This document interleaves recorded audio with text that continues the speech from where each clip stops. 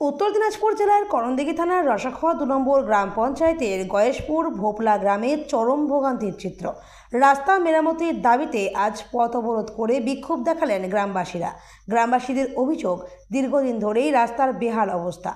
रास्ताय जल जमे ता प्राय जलाशये परिणत हয়েছে। नित्यदिनই चलाचले भोगान्तिर शिकार हচ্ছেন साधारण मानुष। विशेषत टोटो बाइक एमनकि অ্যাম্বুলেন্স पर्यन्त आटके पड़ছে এই রাস্তায়।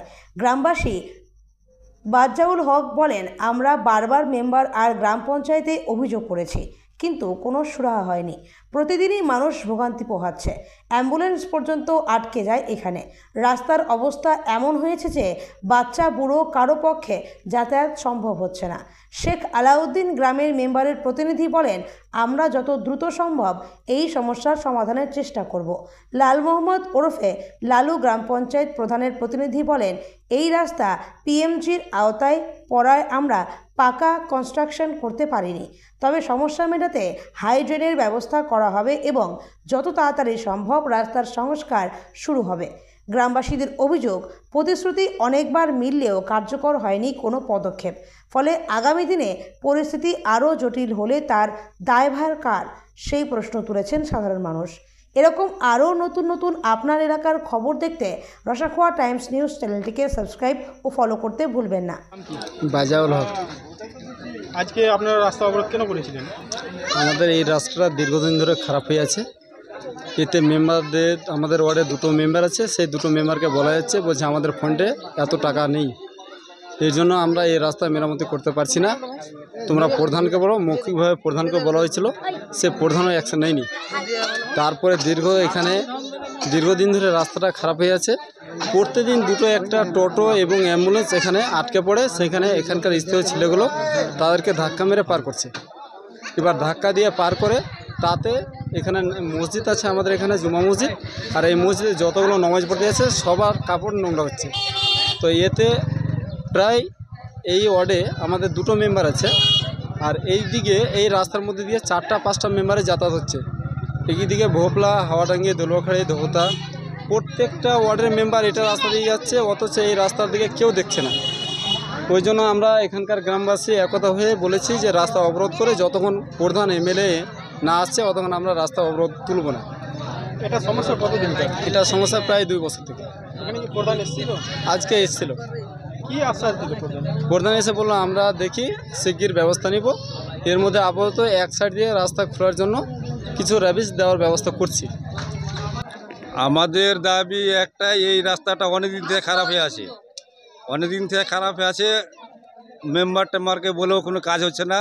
মেম্বারকে ভালো করবো করতে করতে একবার বালি টালি ফেললো, বালি ফেলে আরও রাস্তাটা খারাপ হয়ে গেল।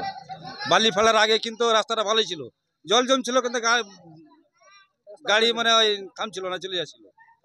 মেম্বাররা বালি ফেলার পরেই আরও রাস্তাটা খারাপ হলে, রাস্তার অবস্থা দেখতেই পাচ্ছেন এখন কী হয়েছে না আছে। তা আমাদের কাছে একটাই দাবি, এইখান থেকে ডাকাত পর্যন্ত হাই ড্রেন যেতে হয়, রাস্তা ভালো যেন হয়, এই জল যেন জমে টমে না থাকে। রাস্তা করতে হাই ড্রেন করতে যেয়ে যদি কেউ বাধা দেয়, সরকারি রাস্তা করতে যেয়ে সরকারের যদি কোনো ড্রেন করতে কেউ বাধা দেয়, পুলিশ শাসন দিয়ে আইন অনুযায়ী যে ওর শাস্তি যে হবে, আইন মানে পুলিশ করুক, আইন অনুযায়ী করুক, ও শাস্তি হোক। এই রাস্তা মোটামুটি ধরেন 2 বছর থেকে খারাপ আছে। মেরামত একবার খালি ওই রাবিশ ফেলছিল আর কি, রাবিশ ফেলে দিয়ে যে আরো টোটো উল্টা পাল্টা হয়েছে, এইভাবেই চলছিল। আমাদের মেন দাবি ওটাই যে এখান থেকে হাই ড্রেন চাই ডাকাত অব্দি, যেন কোথাও জল টল না জমে। এখানকার জল যেন ডাকাতে পড়ে, কোথাও যেন অসুবিধা না হয়। আর ফের আমার ওটাই কথা, ওই ড্রেন করতে যদি কেউ বাধা দেয়, ওই সরকারি জায়গাতে যে বাধা কেউ দিলে সরকারের লোক আইন অনুযায়ী ওর যেটা শাস্তি হবে ও করুক। কিন্তু আমরা এক কথাই ড্রেন চাই। হ্যাঁ, ড্রেন না থাকার কারণে এখানে জল জমে। ড্রেনটা করলে, রাস্তাটা হলে। আমার নাম শেখ শফিকুল, আমার বাড়ি গয়েশপুর মজা, এখানে এই মোড়ের উপরে বাড়ি। এই রাস্তা অনেক দিন ধরে খারাপ হয়ে আছে। এখানে 5-6টা গ্রামের লোক এই রাস্তা দিয়ে চলাচল করে। তো আমরা এই বিষয়ে পঞ্চায়েতে বসে আলোচনা করে রাস্তায় কিছু ধূস, কিছু বেড মিশালি দেওয়ার আলোচনা করার পর আমরা কিছু ধুস দিতে পেরেছিলাম এবং বেড মিশালি পাইনি বলে বেড মিশালিটা দেওয়া হয়নি।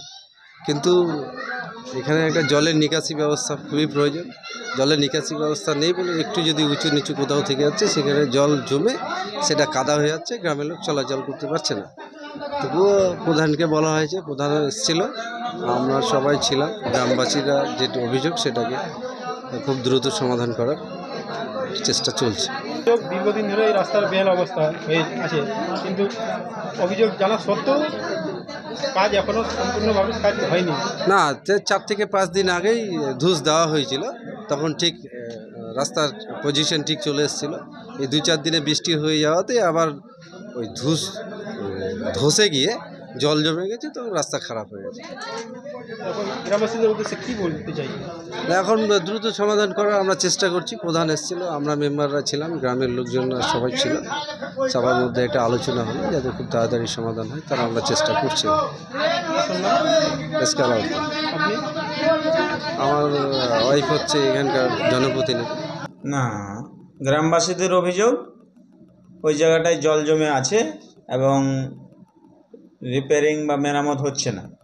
ওটা অ্যাকচুয়ালি যে জায়গাটা রয়েছে গয়েশপুর, ভোপলা, ধাওতা, হাওয়াডাঙ্গি, বর্ধয় ওই সাইড দিয়ে যাতায়াত করে মোড়টাই, ওখানে জল নিকাশির 1 নম্বর ব্যবস্থা নেই, ওখানে হাই ড্রেন প্রয়োজন। এবার রিপেয়ারিংয়ের কথা অনুযায়ী এর আগে আমি প্রধান হওয়ার পর 2023 সালের শেষের দিকে ওটা একবার র্যাবিস ফেলে রিপেয়ারিং করা হয়েছিল, মোটামুটি চলাচল করার যোগ্য করা হয়েছিল।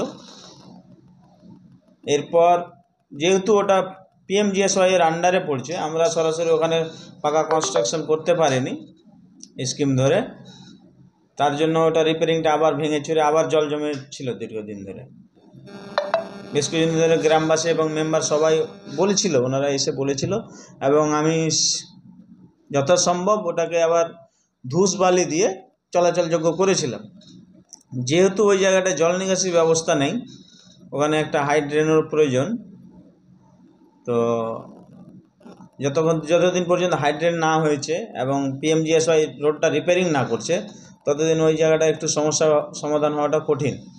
তবুও আমি আবার ওখানে গেছিলাম, গ্রামবাসীকে বুঝালাম যে আপনাদের স্কিম আবার ধরাও হয়েছে ওই জায়গাটায়, পাড়ায় সমাধানে, আমাদের পাড়া আমাদের সমাধান।